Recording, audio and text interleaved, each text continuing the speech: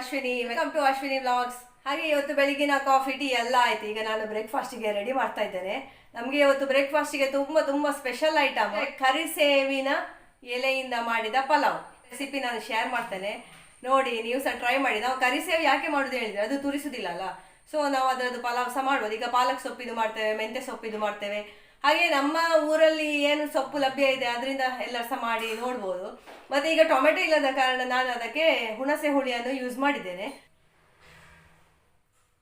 ನೋಡಿ, already vegetables ಎಲ್ಲ cut ಮಾಡಿ ಇಟ್ಟಿದ್ದೇನೆ. ಮತ್ತು ಇಲ್ಲಿ ಕರಿಸೇವು ಸಹ ತುರಿದು ಇಟ್ಟಿದ್ದೇನೆ. ಮತ್ತು ಇದರಲ್ಲಿ ಕಡ್ದು ಹಾಕಿದ ಇಂಗ್ರೀಡಿಯೆಂಟ್ಸ್ ಎಲ್ಲ ಉಂಟು.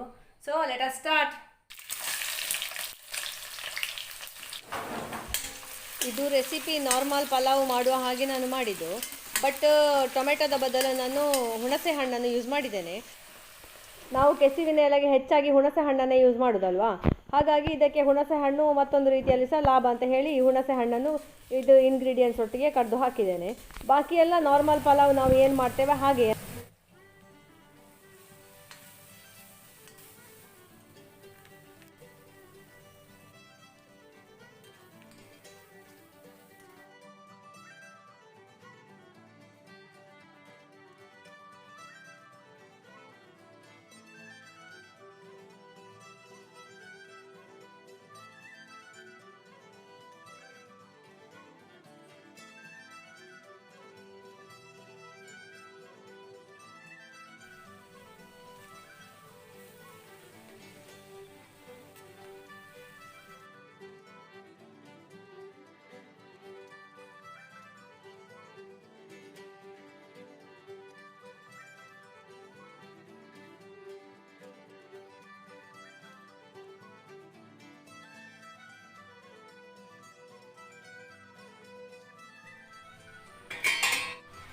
ಕರಿಸೇವಿನ ಪುಲಾವ್ ರೆಡಿಯಾಗಿದೆ. ನೋಡಿ ಎಷ್ಟು ಚಂದ ಉಂಟು ನೋಡಿ.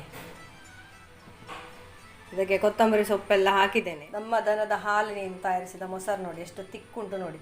ನೀವೇ ನೋಡ್ತೀರಲ್ಲ ಹಾಲು ಎಷ್ಟು ನೀರು ಮಾಡ್ತೇನೆ ನಾನು ಅಂತ.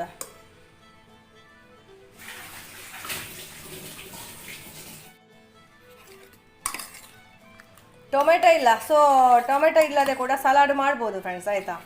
ಟೊಮೆಟೊಕ್ಕೆ ನಾವು ಕಾತು ಕೂತ್ಕೊಳ್ಬೇಕಂತ ಇಲ್ಲ. ಇದಕ್ಕೆ ಯಾವುದೇ ವೆಜಿಟೇಬಲ್ಸ್ ಹಾಕ್ಬೋದು. ಕ್ಯಾರೆಟ್ ಸಹ ಹಾಕ್ಬೋದು, ಮುಳ್ಳು ಸೌತೆ ಇದ್ದರೆ ಮುಳ್ಳು ಸೌತೆ ಸಹ ಹಾಕ್ಬೋದು ನಾವು.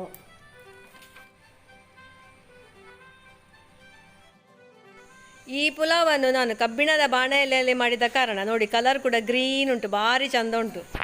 ಇವತ್ತು ನನ್ನ ಸ್ಪೆಷಲ್ ಐಟಮ್ಗೆ, ನ್ಯೂ ಐಟಮ್ಗೆ ಬಲಿಪಶು ನಮ್ಮ ಸಿದ್ಧಾರ್ಥ ಕರಿಸೇವಿನ ಪಲಾವ್. ಹೇಗೆ ತುರಿಸ್ತದ ಬಾಯಿ ಇಲ್ಲಲ್ಲ. ಅದೇ ನೋಡಿ, ಕರಿಸೇವಿದ್ದೇ ಮಾಡ್ಬೇಕಾಯ್ತಾ, ಬೇರೆ ಸೇವಿದ್ದು ಮಾಡ್ಲಿಕ್ಕೆ ಹೋಗ್ಬೇಡಿ ನೀವು.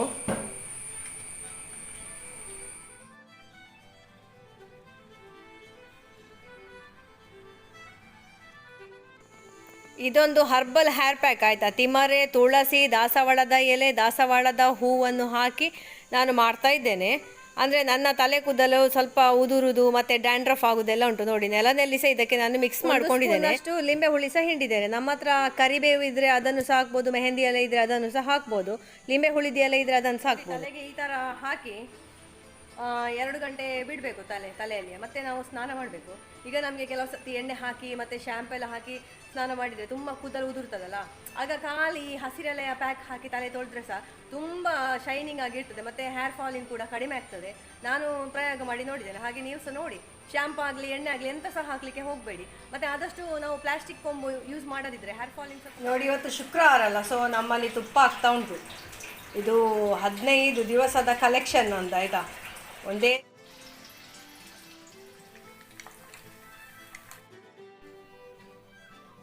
ನೋಡಿ, ನಾನು ಇದೇ ಸೀನಲ್ಲಿ ನಿಲ್ಲಿಸಿದ್ದೇನೆ. ಈಗ ಮಧ್ಯಾಹ್ನ 12:45 ಕೂಡ ಆಗಲಿಲ್ಲ, ಆಯಿತಾ.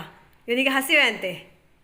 ಯಾಕೆ ನೋಡಿ ಹಸಿವೆ, ಇಂಥ ಒಂದು ಜನಗಳು ನಮ್ಮ. ಇಲ್ಲದೆ ಸಂಜೆವರೆಗೆ ಸಹ ನನಗೆ ಹಸಿವೆ ಇಲ್ಲ ಅಂತ ಹೇಳ್ತಾ ಇರ್ತಾರೆ.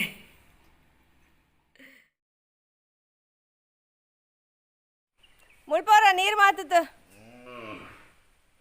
ಒಟ್ಟೊಟ್ಟಿಗೆ ಬರೋಡು ಆತಾ.